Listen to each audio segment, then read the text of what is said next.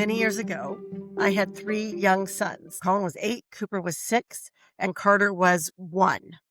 And my husband was going to Venice Beach for a big basketball tournament at the beach. Well, if you know Venice Beach, it's a wild and crazy place. So on the way out the door, I said, hey, Cooper tends to walk with his eyes down like this. So make sure you hold his hand and watch him, because you'll turn and he won't, or vice versa. You don't want to lose a child at Venice Beach. So off they went with sunscreen and water bottles and the whole thing. And I stayed home with the baby because he was too young to spend the day at the beach. So then I decided to do the grocery shopping. I went down to the store, did the grocery shopping. And on my way back up the hill to go to the house, I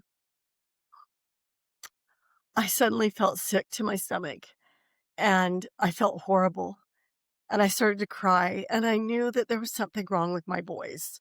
I didn't know which boy. I didn't know if it was all of them, but I felt dread like I've never felt before. So I started to pray, and I prayed for an angel to help my family. Within seconds after I said amen, the feeling completely lifted off me. I felt light and airy. I felt great. And I didn't think much of it after that. And so a few hours later, they came home, and my husband said, I have to tell you something. I lost Cooper for an hour and a half at the beach. Cooper, who was about 6 years old, at Venice Beach. He goes, I turned right and he went straight, and I turned around seconds later and he was just gone. And he goes, I couldn't call you. I couldn't tell you I had lost our boy. And then, miraculously, he went to a police substation, and when they found him, he was tear-tracked cheeks, holding a teddy bear, eating an ice cream cone, dripping down his shirt. And he told my husband, it's okay. I found a mommy, just like mom taught me. And when I talked to him about it, he turned around. He couldn't find dad. He couldn't find his brother, Colin. And he looked over, and just standing there was this random woman by herself.